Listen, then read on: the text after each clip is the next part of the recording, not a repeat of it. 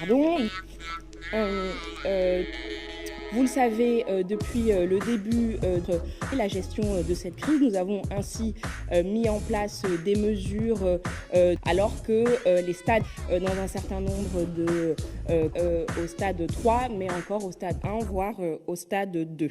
Et donc, au fond que pour les expulsions locatives, la ministre a enfin présenté une ordonnance qui adapte toujours l'état d'urgence sanitaire à la situation pardon. Et ce texte précise notamment la faculté dont dispose le haut-commissaire pour adapter ses spécificités, pour adapter aux spécificités, je vais y arriver, de ces territoires, les mesures d'urgence qui relèvent de la compétence de l'État. Voilà ce que je pouvais vous dire pour ce Conseil des ministres et je suis à votre disposition pour répondre à vos différentes questions. Va te faire foutre. Je veux vivre. Je vais vous apprendre un petit truc. Je veux que vous ouvriez grandes vos oreilles. Jamais de ma vie, je ne signerai votre truc. Jamais, même si je dois en crever. Ce sera un déshonneur pour mon pays, mon Dieu et mes ancêtres. Est-ce que j'ai besoin d'être plus clair? Je vous hais tous au plus haut point. Vous et puis toute votre clique de terroristes. Vous n'êtes qu'un sale gang d'assassins de bas étage, des putains d'enfoirés qui font chier la terre entière. Et encore, je reste poli. Donc si vous voulez vous adresser à moi, essayez plutôt de causer à mes burnes. Nous avons aujourd'hui sur le sujet du retour au travail par le ministre Bruno Le Maire, donc on a cette ambition pour avoir un plan pour les hôteliers, les cafetiers ainsi que les restaurateurs. Vous savez qui a tué mon frère? J'en ai rien à foutre des Japonais et de leurs compliments. Je veux ce connard et je veux sa tête. Alors j'ai juré de venger la mort de mon frère. Où est-il à ce jour? Philippe! Je sais où tu te caches! Viens ici que je te bute, enculé! Je ne confirme évidemment pas cet élément pour la bonne et simple raison que nous sommes aujourd'hui de manière très active aux côtés de Jean Castex, mais évidemment au sein de chacun des ministères, en train de travailler à cette stratégie et donc je ne peux pas apporter de réponse à cette information. Je veux des résultats, pas des semi-échecs. Et à cause de votre incapacité, on a déjà perdu un temps considérable. Vous en subirez les conséquences s'il vous échappe de nouveau. Je suppose que vous êtes conscient du danger que représente cet homme. J'ai reçu des informations à propos d'une rébellion des paysans. Ne les sous-estimez pas. Tuez-moi ça dans l'œuf. Maintenant, il faut éviter que ces chiens ne prennent les armes. J'ai pensé à la fin de la guerre, que tout allait redevenir comme avant. Mais plus maintenant. Alors, vous le savez, depuis le début de la crise, nous avons été extrêmement attentifs à ce que les personnes les plus vulnérables en France puissent dans le courant du mois de mai avec, au fond, cette certitude que le confinement fragilise d'autant plus la ministre du Travail, creuse des inégalités, pour faire en sorte qu'elles puissent continuer à effectuer leur mission dans de bonnes conditions. Bonsoir. Je parie que tu as passé une excellente nuit, ami. Tu as trahi ton propre pays. Toi et ton frère. Vous avez fait tellement de dégâts. Vous ferez ce que vous voudrez, des cadavres. Après notre rendez-vous. Il a fait de son mieux. C'est à notre tour maintenant. Parfait. Alors, le président de la République nous a donné comme mission de faire en sorte que le 11 mai, nous puissions commencer cette nouvelle étape qui ne sera plus celle du confinement strict, mais qui ne sera pas non plus l'étape de la vie d'avant, le retour à la vie d'avant. Nous avons beaucoup de pain sur la planche. Nous travaillons énormément dans les ministères, autour du Premier ministre, évidemment en lien avec l'Élysée, pour que cette stratégie de soit présentée dans les délais partis. On n'est évidemment pas à 1 ou 2 jours près, cela va sans dire, et qu'elles seront étroitement associées aux modalités de retour à l'école. Ce n'est pas nécessaire. On a lutté pour les droits de notre pays. On veut une justice pour tous. Et nous pensons que notre peuple doit être libre. Il faut arrêter les dirigeants corrompus. Dirigeants qui bafouent les droits des citoyens. Si rien n'est fait, tout est perdu.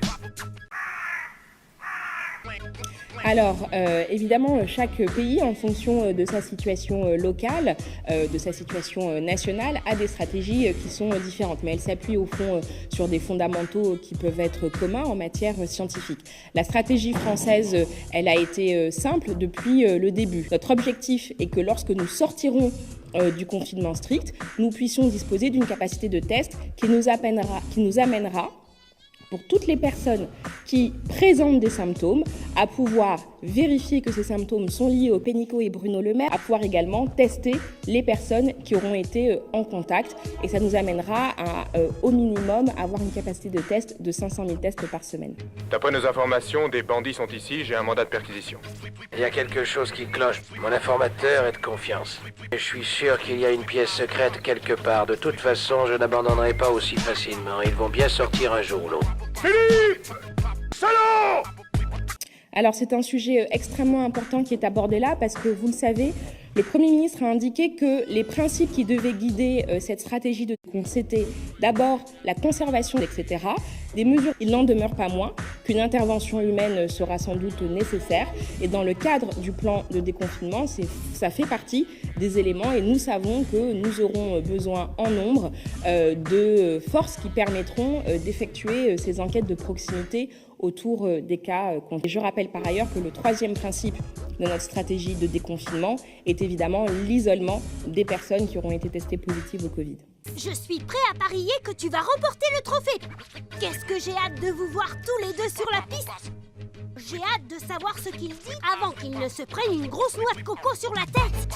On va se régaler. Tu es un gentil toutou, Puppy. Et pour te récompenser, on t'a préparé un beau cadeau sur la colline des surprises. Pour y aller, faut-il prendre le chemin de gauche ou bien le chemin de droite? Le chemin de droite, that's right. Alors, ça fait beaucoup de questions. D'abord, je crois qu'il est important de dire que depuis le début de la crise, nous sommes évidemment restés sur l'ensemble du territoire national très attentifs aux troubles à l'ordre public qui peuvent émerger du fait de la période de confinement avec ce que ça implique. Vous le savez, nous avons constaté une hausse des violences. Et donc, on voit bien que cette période de confinement peut être génératrice de tensions.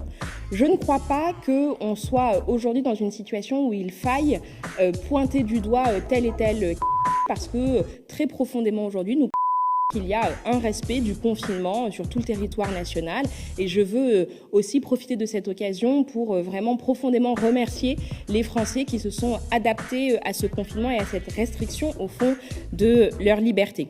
C'est vrai, ces derniers jours, nous avons assisté à des heurts. Évidemment, de tels agissements ne sont en aucune façon acceptables. Nous les condamnons. Nous mettons les forces de sécurité intérieure dans tous les quartiers du territoire national et en particulier dans les quartiers les plus sensibles pour que l'ordre public soit en permanence évidemment assuré. Et nous sommes extrêmement vigilants et nous ne laisserons en aucun cas quiconque apporter du désordre dans un moment qui par ailleurs est particulièrement difficile pour l'ensemble de nos comptes. Il y a 2 clés pour réussir dans le métier de courtier. Tu dois être détendu. Tu te branles souvent? Faut augmenter les chiffres, c'est pour les débutants ces chiffres-là. En ce qui me concerne, j'éjacule au moins 2 fois par jour. Une fois le matin, juste après ma gym, et une fois juste après le déjeuner. C'est pas seulement par envie, je le fais parce que c'est salvateur. Tu vis avec des chiffres toute la journée. Des chiffres décimaux, des hautes fréquences, bang, bang, bang. Putain de chiffre, ça te détruit les neurones, ça te met le bordel dans la tronche. Tu vois? Ça rend les gens barjots, ce truc. Ok?